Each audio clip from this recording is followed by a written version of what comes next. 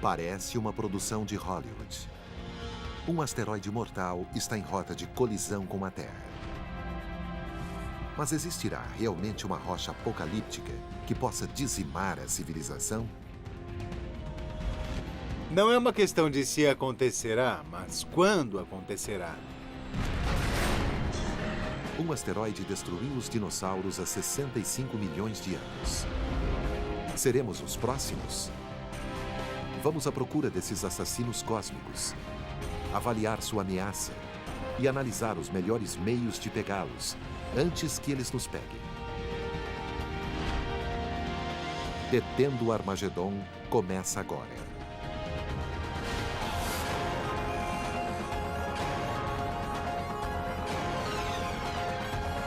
O Universo, Detendo o Armagedon.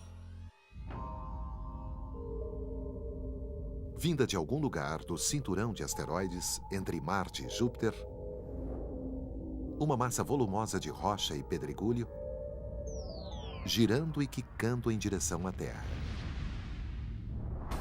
O que antes eram meros escombros do Big Bang, destinam-se agora a fazer o seu próprio Big Bang.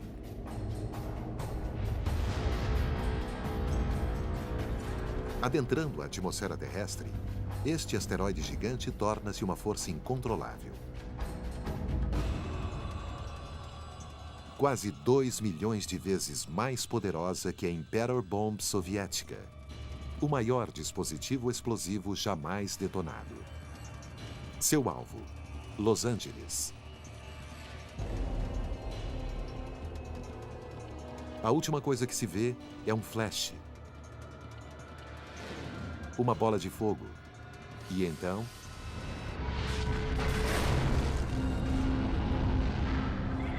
Se este asteroide fosse tão grande quanto imaginamos, com 10 quilômetros, estaríamos falando de uma cratera 10 vezes maior que esta, ou seja, de 80 quilômetros. Los Angeles se tornaria uma cratera gigantesca. Seria uma devastação total. Nada sobraria num raio de talvez 160 quilômetros. A uma distância até San Diego, fortes terremotos e explosões seriam sentidos. Ventos que simplesmente achatariam tudo em 300 quilômetros e matariam tudo num raio de 1.600 quilômetros. E isso seria apenas o impacto inicial. Depois, todos esses escombros cairiam sobre o planeta Terra. Seria como uma árvore de Natal com enfeites caindo em todas as direções. E teríamos incêndios incontroláveis, enormes áreas de terra queimando, lançando ainda mais fuligem e cinzas no ar. Com o bloqueio da luz solar, as temperaturas cairiam drasticamente e a vida em si seria talvez extinta.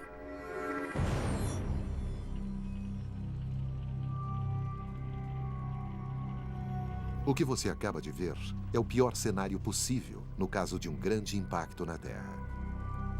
Os tipos de asteroides que podem extinguir muita vida na Terra, a maior parte das espécies, aparecem mais ou menos a cada 100 milhões de anos e não são fenômenos periódicos. Não ocorrem a cada 100 milhões de anos, podem ocorrer a qualquer momento. A média é a cada 100 milhões de anos. Então não é uma questão de se acontecerá, mas de quando acontecerá.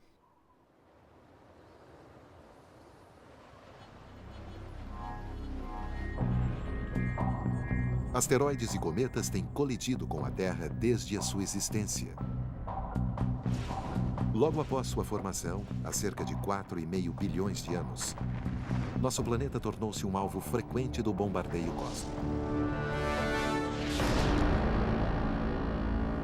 Asteroides e cometas trouxeram à Terra primitiva muito material orgânico e água que permitiram a formação da vida.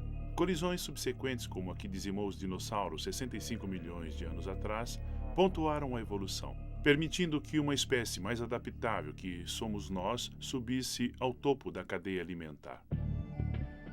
Devemos então nossa existência e posição a esses objetos, que às vezes são uma ameaça. Segundo o banco de dados de impactos na Terra, mais de 160 crateras foram identificadas. A maior se chama Chicxulub, que em maia significa rabo do diabo. Esta cratera, medindo mais de 160 quilômetros de diâmetro, foi feita pelo asteroide que destruiu os dinossauros quando colidiu na península mexicana de Yucatán. Mais perto de casa, o banco de dados também inclui a cratera do Meteoro no Arizona do Norte. Hoje, uma atração turística, este buraco quilométrico foi feito por um enorme pedaço de minério de ferro cósmico que colidiu com a Terra há 50 mil anos. Mais recentemente, um enorme objeto passou próximo da Terra. Não deixou uma cratera, mas uma impressão e tanto. Lotado de energia de uma bomba de 15 megatons, 1000 vezes mais potente que a de Hiroshima, explodiu sobre Tunguska, Sibéria, em 1908. Ele nem tocou o solo, mas a onda de impacto no ar aplainou todas as árvores e vegetação da área. Foi como se uma mão gigantesca tivesse descido do céu para apertar todas as florestas e árvores, tal o tamanho da devastação. Se o evento de Tunguska tivesse ocorrido sobre Moscou, ou Nova York, ou Los Angeles, a devastação teria sido catastrófica. Destruiria totalmente a cidade e uma vasta área ao seu redor. Embora as chances de um evento como Tunguska sejam remotas de acontecer, talvez uma vez a cada 500 anos, o potencial para um grande desastre ocorrer não pode ser ignorado. Foi por isso que a NASA criou o NEO, um programa de objetos próximos da Terra, no Laboratório de Propulsão a Jato. Sua missão é achar asteroides que representem ameaças mais sérias à Terra. O primeiro passo para deter o Armagedon. É de 20.32 Isso ou é 20.02 ou 20.01. Sempre que me perguntam quais os aspectos mais importantes do programa NEO, eu digo que os 3 mais importantes são achá-los rápido, achá-los rápido, achá-los rápido. Porque se pudermos detectar um problema com 10, 20, 30 anos de antecedência, temos agora a tecnologia para mitigá-lo.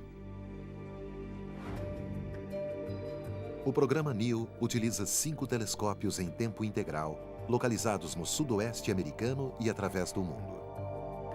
Eles procuram asteroides, especialmente aqueles medindo no mínimo 1 quilômetro de diâmetro, ou seja, 2/3 de uma milha ou mais. O impacto de asteroides desse porte pode causar uma devastação mundial. Nós podemos comparar o processo de achar asteroides imaginando onde nossa bola de golfe cairá após ter sido arremessada. Imagine que, em vez de poder observar sua trajetória, eu só tenha algumas fotos instantâneas enquanto ela se move e precise descobrir onde ela cairá. Em primeiro lugar, eu tenho que distinguir a bola na foto de qualquer outro objeto, tais como árvores, pássaros ou até de outras bolas que pode não ser a mesma.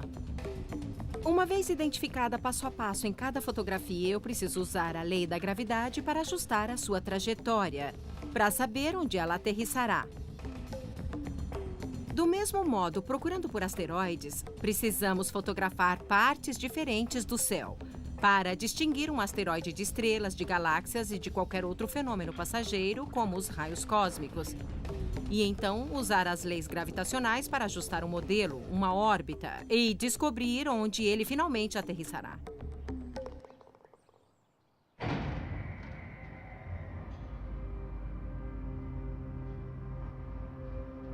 Nenhum telescópio do programa NEO achou mais asteroides que o Centro Lincoln de Pesquisas de Asteroides Próximos à Terra, ou o LINEAR, como é chamado. Localizado ao sul do Novo México, eles descobriram quase a metade dos 5.000 conhecidos asteroides próximos da Terra, incluindo quase a metade dos 700 objetos medindo 1 quilômetro ou mais. Um dos telescópios que usamos para caçar asteroides com o programa linear é este aqui atrás. Ele não é um telescópio muito grande pelos padrões astronômicos, tem 1 metro em abertura, mas o segredo de sua sensibilidade é aquele quadrado azul lá no fundo do telescópio. É um CCD, um dispositivo de carga acoplado projetado para buscar áreas extensas. A combinação do telescópio e o CCD resulta num sistema que excede 1 milhão de vezes a sensibilidade do olho humano. É assim que o céu aparece no telescópio linear. Como podemos ver, há várias estrelas que são fixas e também há dados de vários objetos próximos da Terra. Agora vou pedir que ele processe e analise os dados para achar objetos em movimento. Ele está clicando nestes 5 quadros e descobriu vários objetos em movimento. O que vemos aqui e outros parecidos com estes é o cinturão principal de asteroides. Eles estão localizados no cinturão entre Marte e Júpiter. Eles não oferecem nenhuma ameaça. Por outro lado, alguns deles que são muito diferentes. Este aqui está fazendo um movimento contrário ao cinturão principal e muito mais rápido. Este aqui vai em direção dele. Estes são os NEOs, são os 2 que o Linear descobriu. O Linear envia seus dados ao Minor Planet Center, em Cambridge, Massachusetts, uma câmara de compensação para todas as pesquisas poderiam funcionar, pelo menos em princípio. A tarefa do Minor Planet Center é reunir as observações de novos NEOs com os já existentes, e aí refinar as órbitas de outros objetos em geral. E com as órbitas, outros grupos podem fazer observações físicas, usando telescópios para definir o tamanho dos objetos. O Minor Planet Center considera um asteroide potencialmente perigoso aquele cuja órbita o coloca a 8 milhões de quilômetros da Terra, que é muito perto para o conforto cósmico e certamente merece uma avaliação na escala Torino, um guia que os cientistas usam para avaliar o nível de ameaça apresentada por um asteroide. Esta escala varia de 0 a 10, onde 10 é destruição total e 0 significa nenhuma ou uma chance pequena de qualquer tipo de impacto. A avaliação mais alta que algum objeto já recebeu na escala Torino foi um asteroide chamado Apophis. Apophis é o nome de um deus egípcio da destruição. E ele uma vez recebeu a categoria 4 na escala Torino. Na verdade, semanas após sua descoberta em dezembro de 2004, houve um período em que parecia haver uma chance de 2,7% de um impacto em 2029. É uma chance em 37, são as chances de uma roleta e não de uma loteria. Então, na época, todos começaram a considerar o Apophis como uma possível ameaça em 2029. Medindo 270 metros de comprimento, ou mais de 800 pés, o Apophis tem energia de uma bomba de 500 megatons, o suficiente para eliminar uma cidade grande ou causar uma tsunami devastadora. Em 2029, o Apophis chegaria tão perto da Terra quanto o satélite que leva este programa de TV a você. Apesar da incomum proximidade, análises adicionais de radar e óticas eliminaram a ameaça de um choque na Terra, uma variação 0 na escala Torino. Mas durante sua órbita, o Apophis pode passar por um buraco de fechadura, uma área no espaço onde, se o asteroide passar por ela, há uma chance em 45 mil de outro encontro com a Terra em 2036. A possibilidade de colisão em 2036 é algo que monitoramos com cautela e ainda temos ótimas chances de observar o Apophis por volta de 2013 e de novo em 2021, quando com absoluta confiança poderemos dizer que a possibilidade de choque estará eliminada. No caso improvável de tal possibilidade persistir, ainda teremos tempo suficiente para evitar a colisão com alguma campanha de mitigação. A mitigação é o próximo passo para deter o Armagedon. Como podemos evitar que o Apophis ou algum grande asteroide venha colidir com a Terra e causar uma enorme devastação? A resposta óbvia pode ser a pior opção de todas.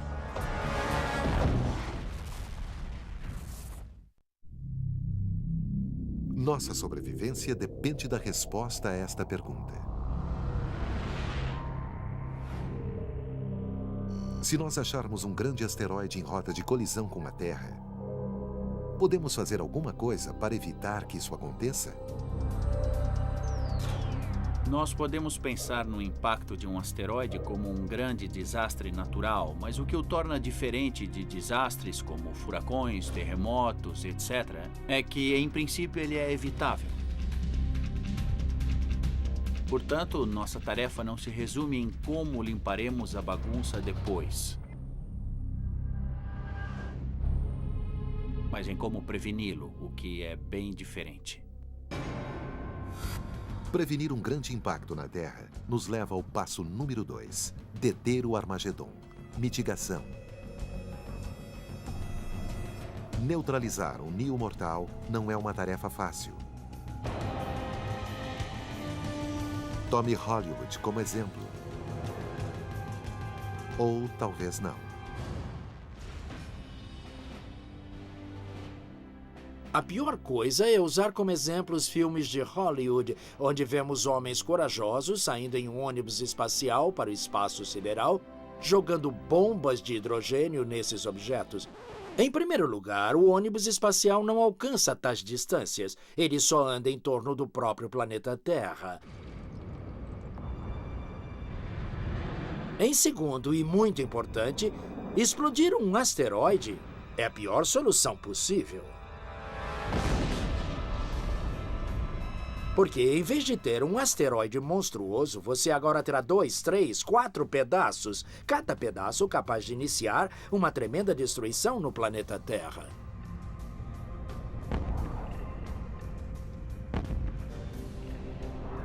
Por outro lado, se ele for um objeto grande e houver tempo suficiente, vários anos, pode-se tentar explodi-lo e esperar que os estilhaços não caiam na Terra, ou a maior parte cairia.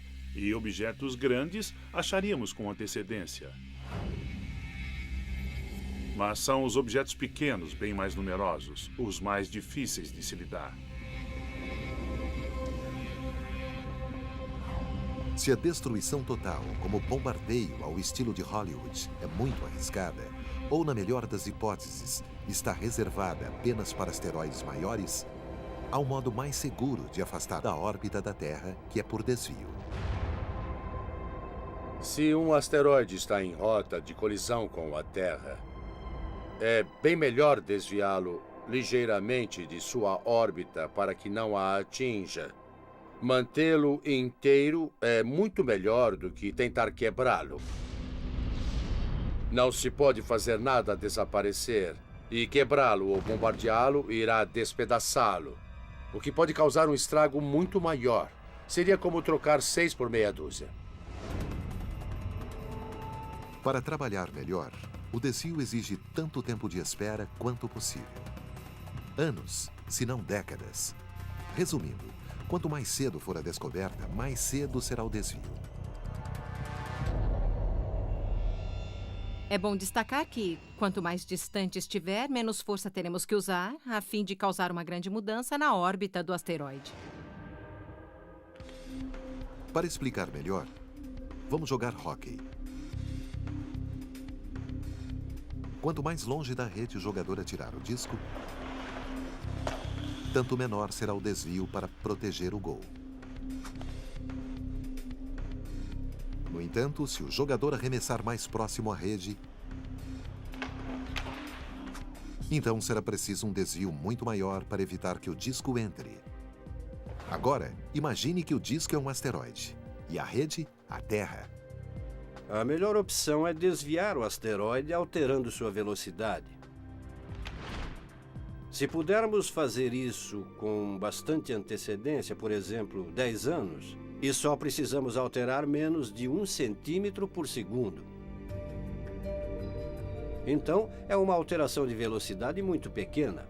O efeito acumulativo significa que ele chegará onde estamos antes de chegarmos lá, ou depois da Terra estar naquela posição. Então, ele já não seria um problema. Para fazer isso, várias estratégias de desvio foram propostas. E que Bruce Willis nos perdoe.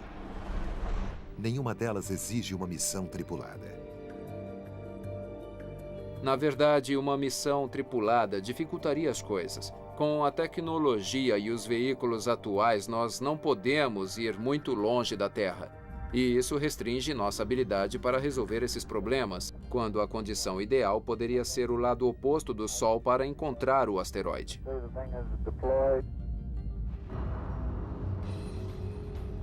Uma estratégia de desvio desenvolvida por pesquisadores franceses baseia-se em fazer com que um asteroide não ameaçador colida com um objeto terrestre fora do curso. Chame esta estratégia de asteroide contra asteroide.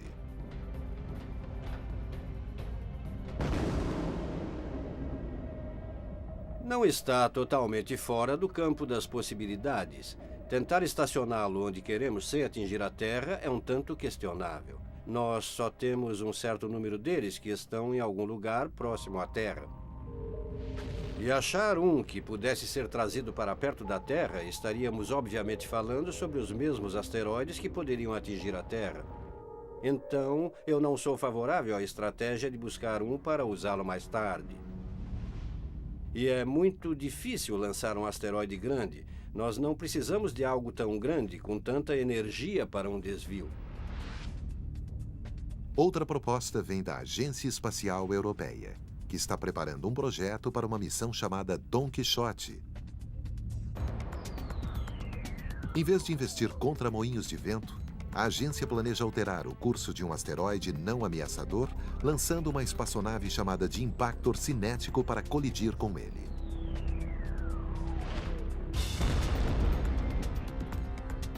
Um impactor cinético é minha opção número 1. É muito simples, moderno e, em resumo, teríamos um efeito mínimo, que é o que desejamos. Nós podemos lançar algo grande o bastante em alta velocidade dentro de, digamos, 10, 20 anos, para desviar um asteroide a várias centenas de metros.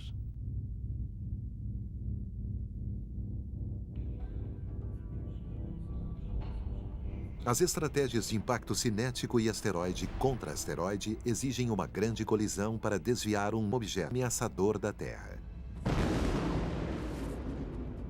Mas outras propostas sugerem que pode ser possível deter o Armagedon com nada além de um feixe de luz.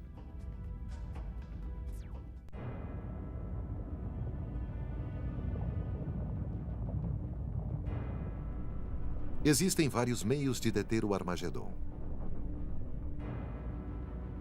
Alguns propõem um choque súbito e sólido, que literalmente desvia um asteroide do curso da Terra.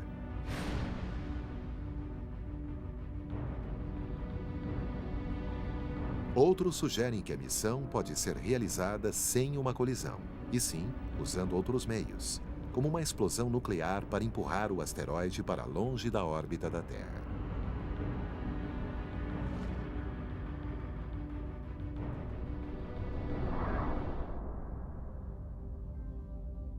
Você detona a arma a uma pequena distância da superfície. O maior efeito é a energia, que é em forma de nêutrons. Ela penetra a superfície, que aquece e explode. Como é uma área relativamente grande, a chance de quebrar é mínima.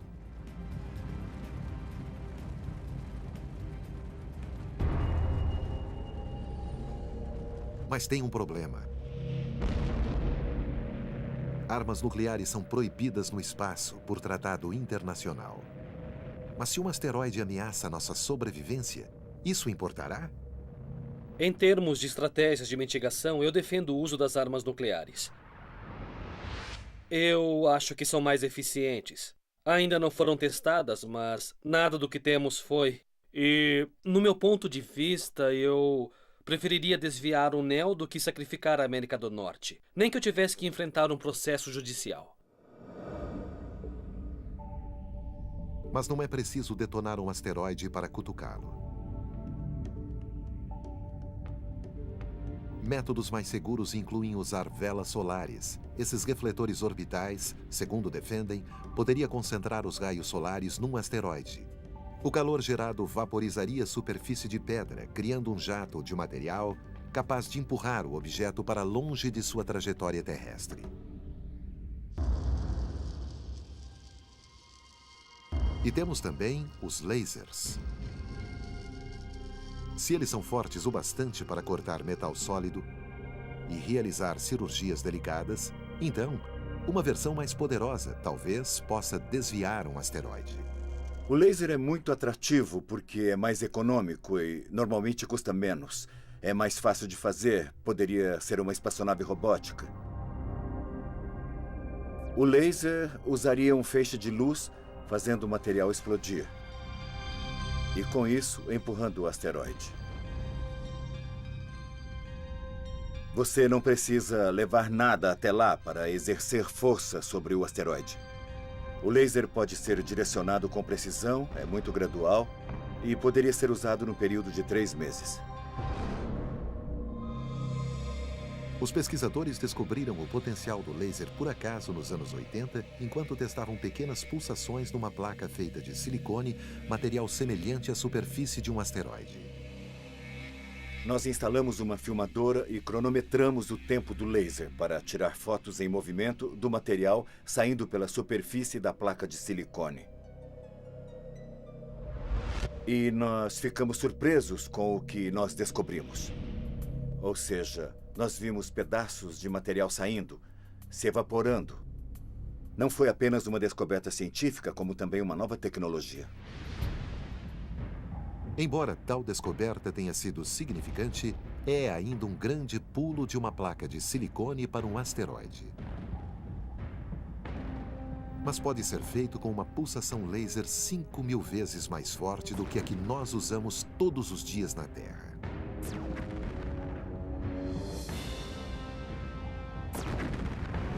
Este super laser, alimentado por foguetes e painéis solares, poderia estacionar a 5 quilômetros de um asteroide e usar uma série de pequenas pulsações, em vez de contínuas, para desviá-lo.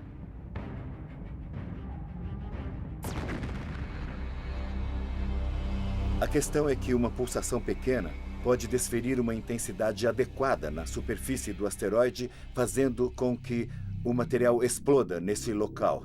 E assim que ele explodir, o asteroide será empurrado na direção que você quiser.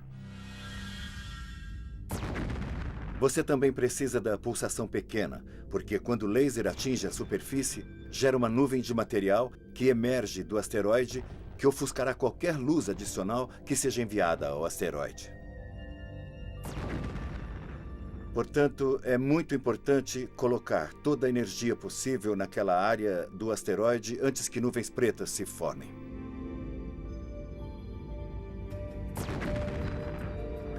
Para alguns peritos, lasers e até velas solares poderiam funcionar, pelo menos em princípio. A luz intensa que os dois emitem é ajustável e adaptável a todos os tipos de asteroides, e o material ejetado, meros sopros de poeira, não representa nenhuma ameaça à Terra. Mas suas potenciais desvantagens poderiam se provar proibitivas. Manter a luz do laser ou um grande espelho solar no lugar certo é uma tarefa muito difícil e tem que ser feita durante muito tempo. Quanto à reflexão solar, há também a questão da poeira que é liberada, o que ela pode fazer ao espelho solar. Então, há questões importantes a longo prazo e se podem ser resolvidas no futuro, nós não sabemos. Atualmente, está fora de cogitação. Existem lasers contínuos que produzem mais energia, 25, 50 kW, que foram feitos para fins militares e que têm mais energia que o necessário. O que nós estamos propondo seria pegar os lasers de propulsão ultracurtas e aumentar sua energia até pelo menos 5, talvez 10 kW. Um esforço concentrado para realizar isso dentro de 5 a 10 anos poderia ser feito. E havia essa intenção. E por que parar em apenas um laser? Um dia, uma frota deles poderia ficar permanentemente estacionada ao redor da Terra para agir como um escudo defensivo contra asteroides que nos ameaçam. Evitaria o perigo de uma escalada de última hora para resolver o problema e ter que enviar dispositivos, armas nucleares ao espaço para tentar explodir o asteroide, o que provavelmente seria uma má ideia. Lasers mostram potencial como deflectores de asteroides. Mas demoraria muito tempo até que fossem uma opção viável. Até então, há uma outra proposta de mitigação que merece atenção. É a menina dos olhos de 2 ex-astronautas que garantem ser o único modo de deter o Armagedon.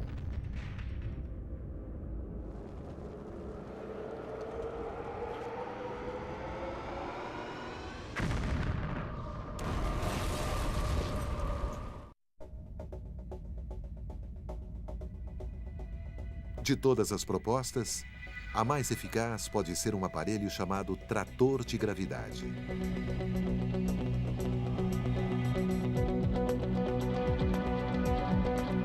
Para uma incumbência tão complicada, ele opera sob um princípio muito simples. Nós sabemos que tudo no espaço tem uma atração gravitacional. Bem, os próprios asteroides têm uma atração gravitacional e sabemos também que uma espaçonave interage gravitacionalmente com o asteroide.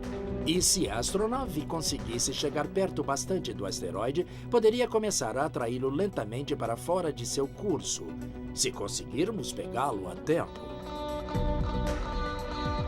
Desenvolvido pela Fundação B612, com nome em homenagem ao clássico literário O Pequeno Príncipe, o trator de gravidade está ganhando popularidade devido aos esforços de seus principais defensores, 2 ex-astronautas, Ed Lu e Rusty Schweickart. O trator de gravidade é um conceito de desvio muito fraco, mas é muito preciso. E nós não recomendamos seu uso para o que chamamos de desvio primário. Ou seja, fazer o asteroide errar a Terra.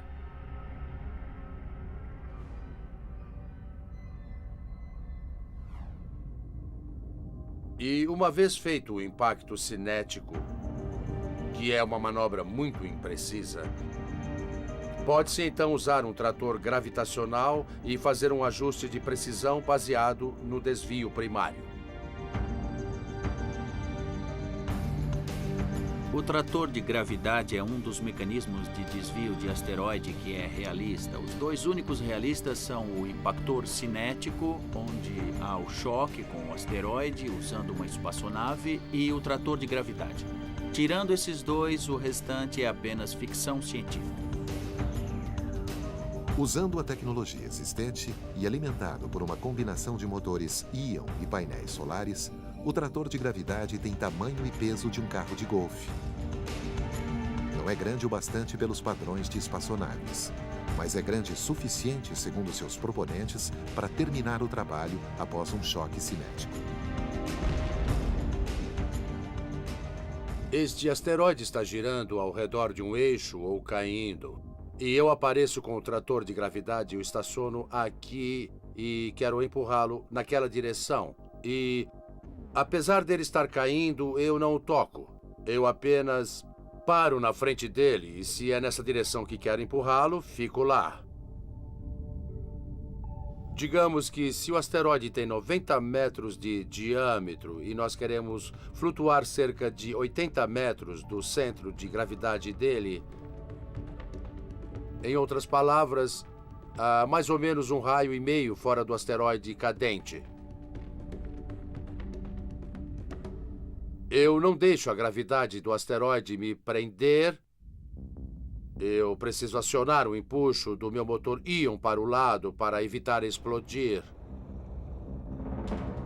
E ao fazer isso, eu fico parado ali por uma semana, um mês, um ano, quanto tempo for preciso. Motores íon resistem por longos períodos de tempo. E como eu tenho um rádio transponder no meu trator de gravidade, a Terra pode me localizar com precisão. E eu sei a exata mudança na órbita que fiz no asteroide em si. Você pode reformar o sistema solar sem tocar nada. A habilidade de fazer movimentos controlados e precisos é o principal recurso do trator de gravidade. Você só precisa ter certeza que após desviar qualquer asteroide, ele não voltará e o atingirá mais tarde. O que um trator de gravidade permite que você faça é medir exatamente para onde ele está indo e permite fazer pequenas correções em seu curso para garantir que ele não voltará e o atingirá. Apesar desta vantagem, a grande desvantagem do trator de gravidade é a sua força muito pequena. Talvez pequena demais para fazer a diferença num asteroide realmente grande. O trator de gravidade demora muito tempo e precisa de um pequeno asteroide para ser eficaz. Ele teria que ser bem menor que 1 quilômetro, talvez de 150 a 300 metros. Algo do tamanho do Apophis ou menor. Se nós estivermos falando sobre a necessidade de um asteroide maior e não tivermos muito tempo para dedicar a isso, então o trator de gravidade provavelmente não é o método de escolha. Acontece que o tempo entre a descoberta de que o impacto de um asteroide é possível e que ele ocorrerá é de muitas décadas. Na maioria das vezes, você tem tempo para usar o trator. Quando tivermos que ser atingidos por algo tão grande, teremos tecnologias muito mais avançadas. Haverá outra coisa, não o trator de gravidade. Mas se tiver que ser agora, podemos fazer. O fato é que nós podemos proteger a Terra agora de impactos de asteroides se fizermos nosso trabalho. Para demonstrar a eficácia do trator de gravidade, a Fundação B612 pretende apresentar um teste de desvio de asteroide não ameaçador no ano de 2015. Isso é muito importante porque se acharmos um asteroide que esteja muito perto de atingir a Terra e decidirmos desviá-lo, não será o momento para um teste. Ele deve ser feito antes, quando os problemas já estarão sanados. O grande lance é convencer a NASA que tal demonstração deverá ser feita antes que tenhamos que usá-la. Este é o problema. Nós estamos lidando potencialmente com milhões de vidas. Fazer a demonstração é simples e barato. Então vamos demonstrar e aí saberemos. Isso leva ao terceiro e último passo para deter o Armagedon. Quem decide quando e o que fazer se um asteroide tiver nosso nome nele?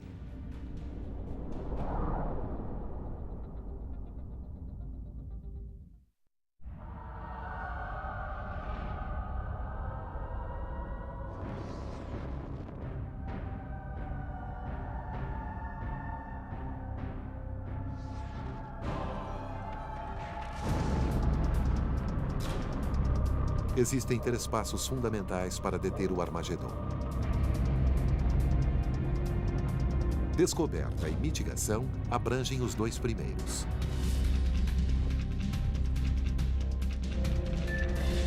O terceiro, e talvez o mais desafiador de todos, é quem decide quando agir.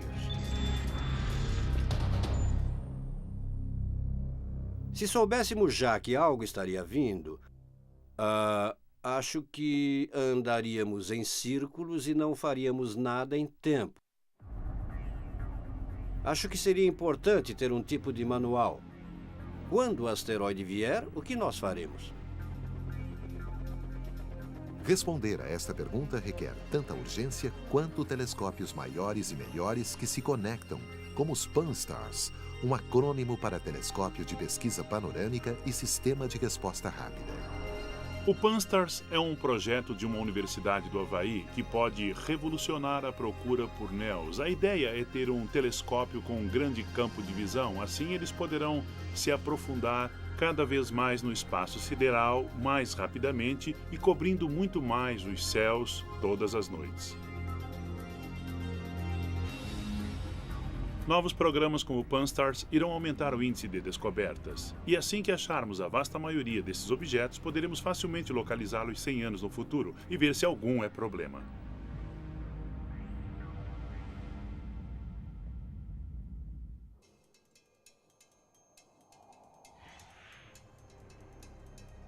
Alguns peritos prognosticaram que, dentro dos próximos 10 a 20 anos, cerca de 1 milhão de novos objetos poderiam ser descobertos.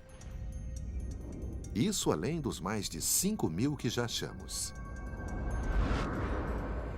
Mesmo com esse aumento exponencial, ainda seria possível que um objeto espacial, talvez um cometa, possa evadir a detecção e nos atingir. Cometas podem literalmente surgir do nada. Eles vêm do espaço sideral e, se por acaso entrarem no sistema solar, nós teremos alguns anos, ou menos, para montar algum tipo de desvio. Portanto, não sabemos ao certo se há algum cometa vindo em nossa direção. Mas cometas não voam muito perto da Terra, então temos total convicção de que o perigo predominante da Terra vem dos asteroides. É possível que possamos ser atingidos agora por um asteroide enquanto desavisados. Há muitas pesquisas em andamento, mas para achar asteroides de 1 quilômetro ou maiores, e anéis com menos de 150 metros, nos quais estamos muito interessados e que só achamos alguns poucos. Então é preciso que haja muito mais pesquisas no futuro para achar estes néus potencialmente perigosos. No momento, não há nenhum protocolo sobre o que fazer, quando agir e quem toma tais decisões no caso de um impacto iminente na Terra. Então, quem tem autoridade e capacidade para proteger a Terra? O atual expediente da NASA é achá-los, localizá-los e defini-los fisicamente. Do que são feitos, como se reúnem, eles ainda não têm autorização para mitigá-los. Nós imaginamos que um choque de asteroide seja um problema internacional. Então será preciso uma cooperação internacional para decidir quem faz o quê e quando. As decisões internacionais são extremamente lentas. Acho que é importante que os países se reúnam e criem um protocolo sobre como se tomaria tal decisão, de maneira que, quando precisarem debater e discutir, eles não percam tempo antes de poderem fazer alguma coisa. O lado bom é que, teoricamente, isso poderá unir as pessoas do mundo ao redor de uma coisa que afeta a todos e que poderemos trabalhar juntos para resolvê-la. O globo inteiro está em perigo. Não só um país e não só as nações com programas espaciais. Então, enquanto essas nações podem acabar com a responsabilidade de fazer alguma coisa, quem pagará por isso? Quem tomará a decisão? Quem assumirá os riscos? Estamos trabalhando com as Nações Unidas para prepará-los para tomar decisões rápidas. A Associação de Exploradores Espaciais, uma organização internacional de pessoas que viajaram no espaço, submeterá às Nações Unidas em 2009 recomendações sobre o preparo para o impacto na Terra. É um primeiro passo. Até lá, vamos deixar que as visões desses peritos sirvam como as melhores perspectivas sobre o assunto. Devemos pensar que isso é importante para a Terra, importante para as crianças, importante para as pessoas que virão depois de nós. Então, nós queremos nos preparar agora para criar as ferramentas para que, caso uma ameaça surja, mais tarde, existam recursos, habilidade e conhecimento para solucionar tal ameaça. Nós podemos ter outro Tunguska, um evento capaz de eliminar uma cidade inteira, uma devastação total. Porém, numa escala de milhões de anos, talvez 50 milhões, teremos possibilidade de um evento que extinguirá a vida. Portanto, devemos reunir esforços hoje, porque nenhum de nós sabe quando o próximo impacto virá. Tudo o que sabemos é que está vindo. Por incrível que pareça, eu não estou preocupado sobre um choque potencial no futuro próximo. Eu conheço as probabilidades. É improvável. Mas também é improvável que você entre num avião e ele caia. E mesmo assim gastamos muito dinheiro para tornar os aviões seguros. Temos várias maneiras de fazer isso. Para mim, isso é um problema ainda indefinido. Nós vamos definir qual é a ameaça e preveni-la.